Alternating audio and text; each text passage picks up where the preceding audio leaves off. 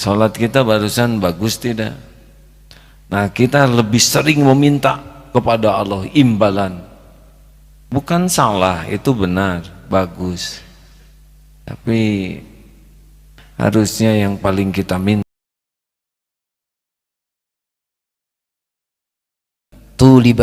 tulibta biwujudis sidqi fihi wa yakfi al-muriba wujdanu as-salamah.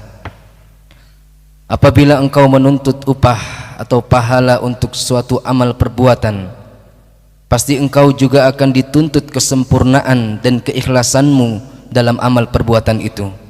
Dan bagi seorang yang merasa belum sempurna, harus merasa cukup puas jika ia telah selamat dari tuntutan. Kalau ada karyawan ingin upah yang bagus, maka karyawan itu akan dituntut untuk bekerja dengan bagus. Bagaimana mungkin kerja yang tidak bagus mengharapkan upah yang bagus? Jelas kan? Kalau kita menuntut upah apalagi bonus, maka pasti yang nyuruh menuntut pekerjaan kita juga bagus. Kalau pekerjaannya asal-asalan, berbuatnya juga ala kadarnya, lalu menuntut imbalan yang bagus, layak tidak? Kalau yang kerjanya asal-asalan, minta apa kira-kira yang layak? Kan? Ini pekerjaan kurang bagus nih. Mana yang pantas? Minta imbalan atau minta tidak dipecat? Jawab. Salat kita barusan bagus tidak? Nah, kita lebih sering meminta kepada Allah imbalan. Bukan salah, itu benar, bagus. Tapi harusnya yang paling kita minta adalah minta supaya diampuni Allah. Salat kita tidak benar. Dari 4 rakaat, berapa rakaat yang khusyuk? Nyaris hilang. Sudah gitu kita doa minta banyak. Tidak dilarang minta, karena itu dicontohkan. Tapi yang tidak boleh lupa adalah minta diampuni ibadah kita yang ngaco, salat kita yang tidak bagus. Jangan lupakan itu, hadirin. Kita kadang-kadang tidak mengevaluasi ibadah kita. Kita sibuk saja dengan minta banyak kepada Allah. Sekali lagi minta itu bagus, disukai oleh Allah. Tapi yang diberi yang layak diberi atau tidak? Saudara kerja asal-asalan di kantor, datang telat, ngerjakan seenaknya, nggak berkualitas, terus minta gaji, minta bonus, minta dinikahkan oleh atasan, dibiayai, dikasih perumahan, tapi kerjanya tidak benar. Sebetulnya yang paling pantas meminta tidak dipecat, ya. Hanya tentu Allah tidak bisa dibandingkan dengan manusia. Tapi hal yang paling logika itu harus kita pikirkan, karena kita jarang merasa malu ibadah kita jelek. Kita tidak merasa bersalah sholat kita buruk, padahal itu sebuah keburukan. Kita saja tidak mau punya karyawan yang kerja asal-asalan tapi dapat gaji terus-terusan. Lanjut.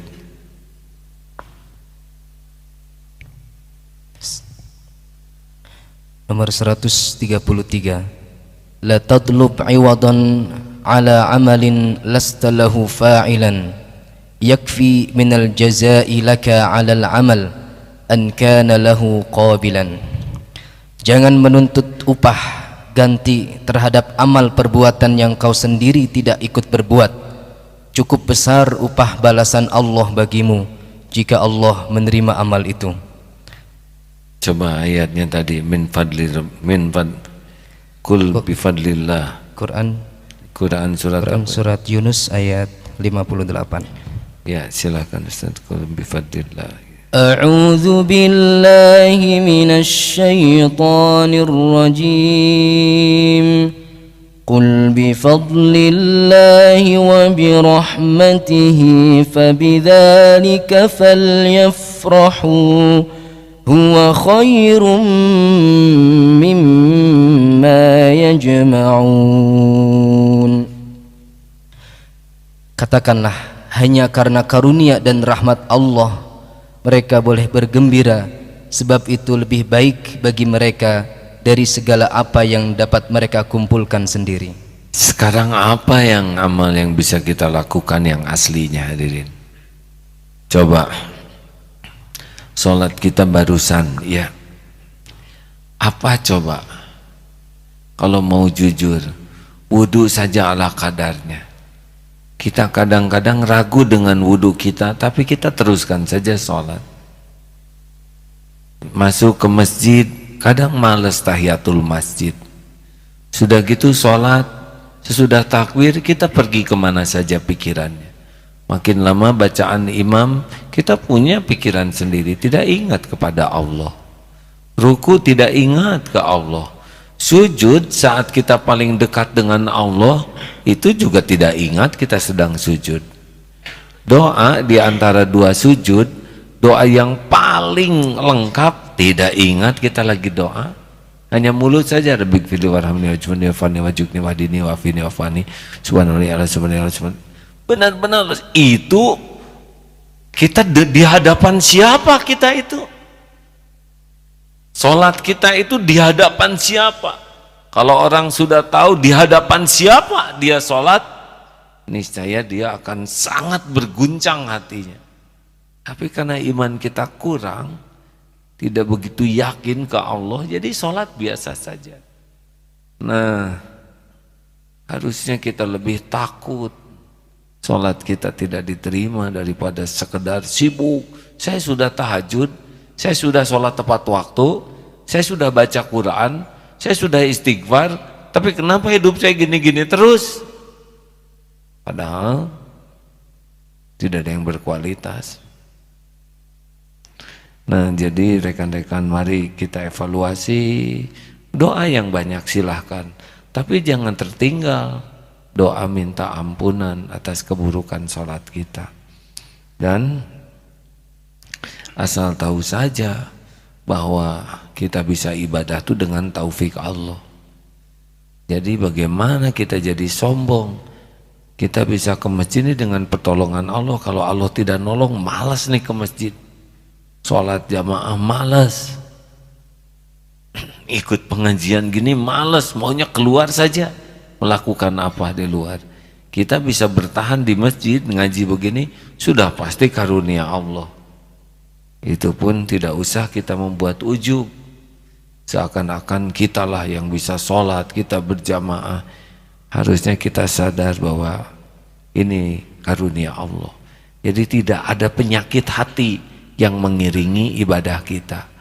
Karena nambah ilmu, nambah amal, kalau tidak hati-hati nambah penyakit hati. Jadi sombong, lihat yang belum sholat tuh meremehkan, lihat yang sholatnya sendiri tertawakan. Padahal boleh jadi belum sampai ilmunya, dia belum mengerti. Hati-hati, bisa hafal 10 juz bisa meremehkan yang hafalnya baru 1 juz tuh. Padahal yang 1 juz mungkin ikhlas diterima, yang 10 juz jadi sombong. Apa artinya baca Quran jadi sombong, sedangkan Quran itu melarang sombong. Jadi hati-hati hadirin, nambah ilmu, nambah amal. Kalau tidak hati-hati nambah ujub, nambah sombong, nambah ria, nambah dengki. Makanya harus minta ampunan kepada Allah. Terakhir 3134 134. Idza arada an yudhhira fadlahu 'alaika khalaqa fanasaba ilaika. Jika Allah akan menunjukkan karunia-Nya kepadamu, maka Ia yang menjadikan dan menamakan amal itu perbuatanmu. ini ya, jika Allah akan menunjukkan karunia padamu, maka ia menjadikan dan menamakan amal itu perbuatanmu. Begini hadirin, misal kita nyumbang ke anak yatim, aslinya itu Allah ngasih rezeki ke anak yatim, kita diuji jadi jalan. Kalau kita merasa nih saya nyumbang, maka hilanglah pahalanya, hilanglah ketenangan dirinya, dan hilang juga kemuliaannya. Tapi ketika kita sudah nyumbang, berusaha nih kita nyumbang, tapi ketika sudah nyumbang, kita yakin ini uang milik Allah, ini saya bisa nyumbang dengan hidayah taufik Allah, saya dijadikan jalan, itulah keuntungan saya. Tidak ngaku-ngaku, ya Allah terima kasih, Engkaulah yang menjadikan jalan, lah saya ini la haula wala quwata illa billah.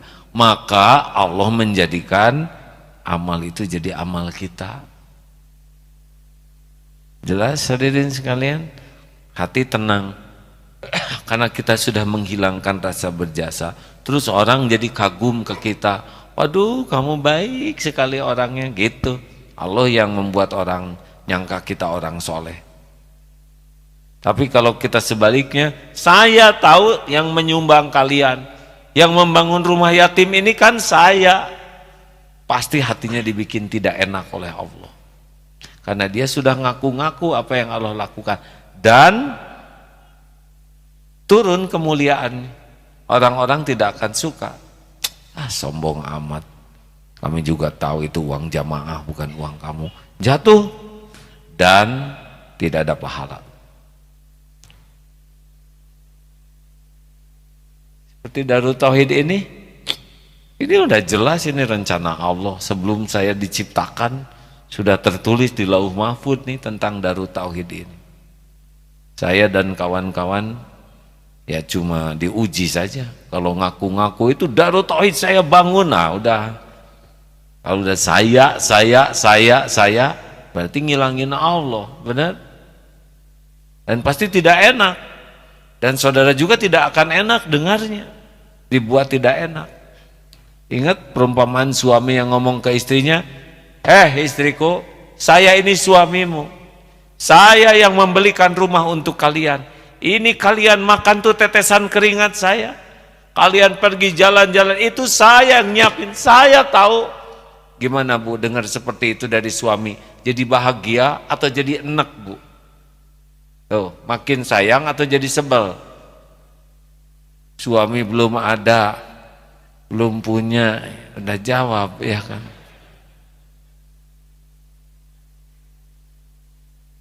Itu santri baru tamat SMA membahas suami gitu. Salah pakai nanya katanya. Ya saya nanya untuk ibu-ibu, napi piluan. Karena ikut menjiwai. Coba di kelas, saya tuh guru kalian, saya yang mendidik kalian. Kalian itu tahu matematik saya ngajarin, kalian bisa berhitung saya. Apa murid jadi simpati? Enggak. Sama di perusahaan, saya pemimpin perusahaan ini. Orang udah tahu. Ibu ke anak, ini ibumu nak, ini ibumu nak. Kata anak, kenapa ibu jadi lupa gitu? Enggak usah disebut-sebut, karena aslinya bukan ibu bapak yang menciptakan anak. Allah ciptakan anak, dititipkan di rahim ibu, spermanya dititipkan di bapak. Allah yang menciptakan. Kalau Allah nggak ciptakan, nggak bisa jadi itu, nggak akan jadi.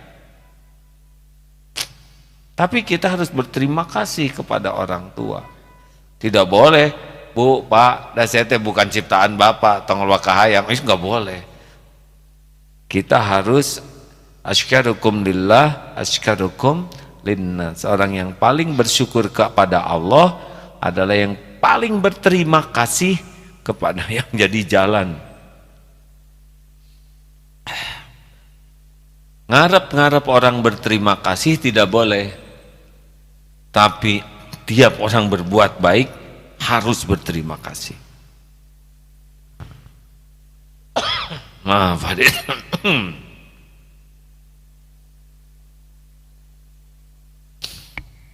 Hei hambaku yang beriman, hei orang-orang yang beriman, padahal Allah yang memberikan iman itu. Makanya jawaban hamba, engkaulah yang memberikan karunia itu kepadaku sehingga aku berbuat taat, padahal aku sendiri tidak ada daya, tidak ada kekuatan kecuali dengan pertolonganmu. Ini penting hadirin. Kita suka merasa.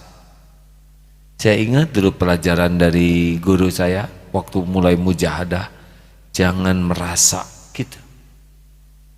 Jangan merasa saya kiai, saya ulama, saya mau balik, saya udah kalau mau merasa ya satu aja, saya hamba Allah yang banyak dosa, yang tidak ada daya, yang tidak punya apa-apa, yang juga tidak tahu apa-apa kecuali ditunjukin Allah. Itulah kita hamba. Terima kasih hadirin. Ada pertanyaan silakan. Kalau tidak selesai ini. Mana dari Cikijing, Majalengka? Nggak ada. Mana gini-gini.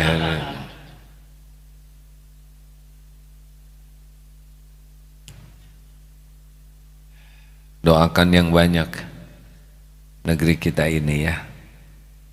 Saya merasa ke depan mungkin akan banyak ujian bagi umat Islam. Karena sebagian yang mengelolanya belum paham Islam. Kalau masih belum paham masih mending. Tapi yang berat itu umat Islam tapi tidak suka kepada Islam, itu lebih repot. Tapi ada Allah lah. Ya, menanya apa dek? Ada lagi di belakang yang mau nanya? 3 pertanyaan saja cukup. Dari Majalengka Pak? 30 orang? 33, alhamdulillah. Ya dek. Assalamualaikum warahmatullahi wabarakatuh.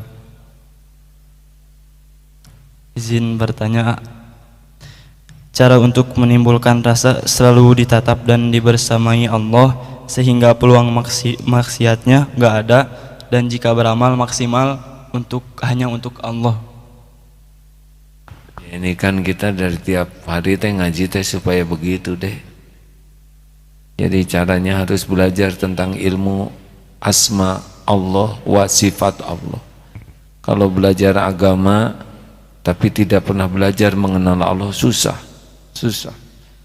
Tidak akan ikhlas, tidak syukur, tidak sabar, tidak ridho walaupun dia sholat, dan sholatnya juga tidak khusyuk. Jadi kalau orang belajar tentang perintah Allah tapi tidak belajar mengenal Allah yang memerintahkannya, tidak keluar itu intisarinya. Baca Quran bisa hafal itu, tapi kalau tidak bagus tauhidnya, ya itu bisa jadi ujub, riya, takabur, dengki. Apa yang dilarang di Quran akan dia lakukan, apa yang disuruh Quran dia tidak lakukan. Kenapa? Karena tidak kenal Allah. Jadi ilmu sholat itu penting, tapi ada yang lebih penting dari ilmu sholat, yaitu ilmu mengenal siapa yang nyuruh sholat, kepada siapa kita sholat, Allah subhanahu wa ta'ala. Ini yang jarang dibahas.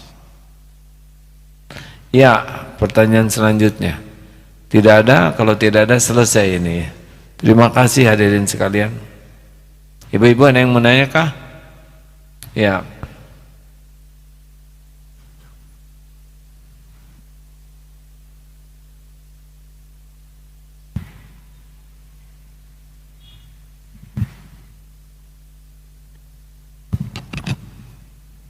Ya, silakan. Bismillahirrahmanirrahim. Assalamualaikum warahmatullahi wabarakatuh. Waalaikumsalam warahmatullahi wabarakatuh. Sudah punya anak berapa, Bu? Kan? Maaf, izin bertanya. Udah punya anak belum, Bu? Belum. Dari suaranya kelihatan, ya. Saya izin bertanya. Siapa ini? Saya dari santri SMK. Pantesan belum punya anak, ya. Silakan, Dek. Apa yang harus saya lakukan apabila saya masih merasa belum cukup membahagiakan orang tua dengan kadar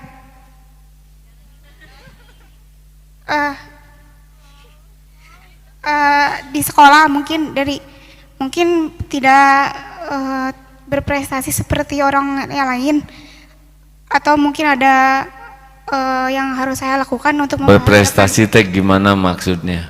dalam hal akademik. Kan? Berprestasi dalam akademik. Akademik. Dan saya merasa belum cukup, bahkan kurang. Apakah apa yang harus saya lakukan untuk membahagiakan orang tua atau menjadi penyejuk hatinya? Jadilah anak solehah. Dan apa yang harus saya mulai? Mulailah jadi wanita solehah. Alhamdulillah, saya tidak menuntut anak saya akademiknya bagus tuh, enggak tuh. Tanya aja. Nilainya ini berapa? Ya kalau bagus syukur. Tapi kalau kurang bagus tidak membuat saya kecewa. Karena saya tahu tidak mungkin semuanya jadi bintang kelas, ya kan? Allah menciptakan otak tiap orang beda-beda. Ada yang udah belajar sungguh-sungguh tapi dapatnya segitu gak apa-apa. Karena yang menentukan mulia di sisi Allah bukan akademik. Inna akramakum indallahi atqakum. Yang ngalir terus ke ibu bapak di kubur itu bukan nilai UN, tapi kesolehahan. Jadilah muslimah yang hatinya bersih, baik, halakosa, hayyin, layin, qarib, sahal, yang tenang, menenangkan, sejuk, menyejukkan, lembut sikapnya tuh, sopan, santun, hangat, akrab, rendah hati, dan mudah urusannya. Tahu halakosa dek? Apa halakosa? Hayyin, layin, qarib, sahal. Apa artinya? Hayyin lembut, layin tenang, layin tenang, qarib akrab, sahal memudahkan, mudah. Nah, kalau ingin membahagiakan orang tua, belajar lagi tentang hayyin lain, jangan ketukar-tukar ya. Belajar. Nanti kalau hatinya baik, tembus ke orang tua. Walaupun jarang nelpon, suka nelpon nggak ke orang tua? Suka. Pakai HP siapa? HP Inven. Oh iya, boleh. Terima kasih. Boleh. Assalamualaikum warahmatullahi wabarakatuh. Kenapa cepet-cepet udahan? Waalaikumsalam. Kita boleh suudzon hadirin. Cari 1001 alasan berbaik sangka ya. Terakhir. Ya dek.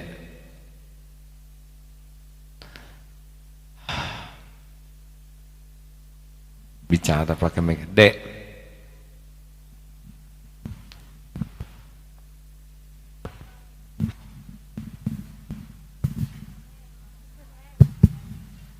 Bismillahirrahmanirrahim. Assalamualaikum warahmatullahi wabarakatuh. Izin bertanya, jadi saya mau sedikit cerita. Oh ya,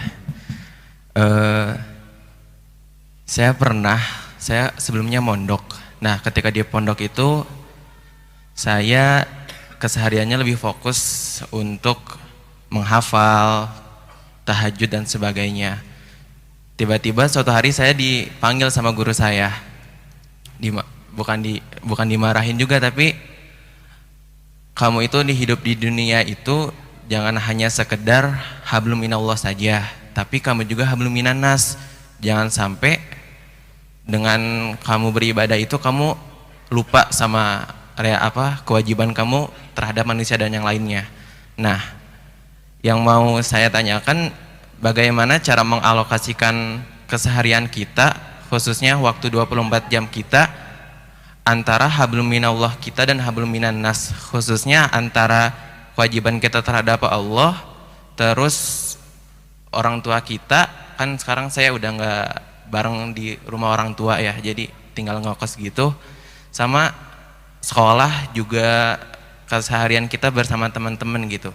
Nah, cara mengalokasikan khususnya dalam 24 jam itu seperti apa hati dari kitanya gitu? Ya, sebetulnya cuma satu dalam urusan ini, hablum minallah. Kalaupun hablum minannas itu pasti karena hablum minallah. Kenapa menghormat ke orang tua? Karena disuruh Allah. Kenapa kita bergaul dengan orang lain? Karena diperintahkan Allah. Kenapa kita belajar? Karena Allah suka. Kenapa kita dagang? Jadi semua urusan itu karena hablum minallah. Jadi hablum minallah itu bukan hanya diam saja dalam sholat, tahajud, tapi kita juga berinteraksi, nengok orang juga kan sama dengan nengok Allah dalam tanda kutip ya. Ngasih makan ke orang sama dengan ngasih ke Allah dalam tanda kutip. Orang-orang miskin juga hamba Allah. Jadi kita beraktivitas dalam hidup ini jadi ibadah, jadi hubungan kita dengan Allah. Karena niatnya karena Allah dan caranya juga di jalan Allah gitu deh. Jadi kalau hanya di rumah ibadah saja ada yang kurang ibadahnya, yaitu hak-hak untuk belajar, hak menolong orang, hak untuk bekerja, itu juga bagian daripada hablum minallah, hubungan dengan Allah, walaupun bentuknya hablum minannas.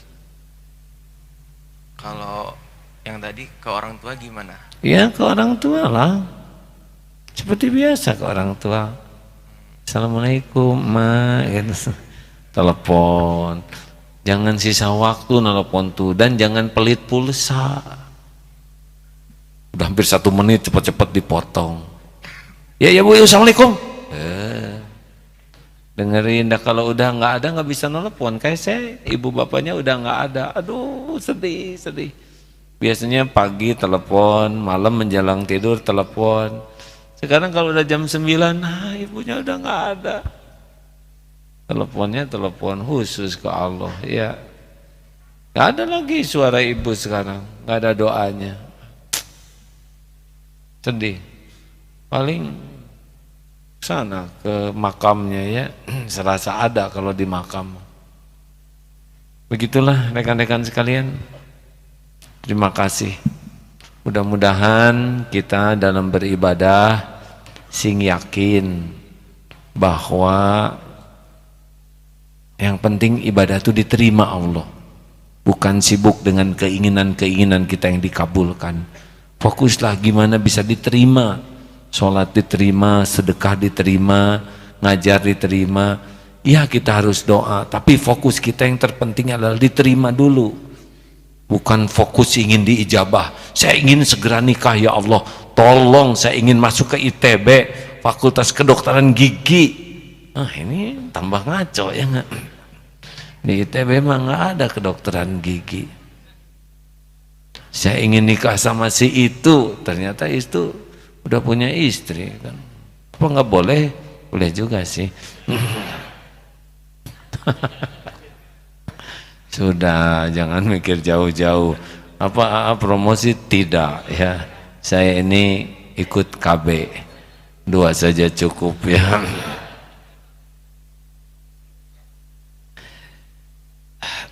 Terima kasih kawan-kawan. Doakan saya supaya sehat dan bisa istiqomah.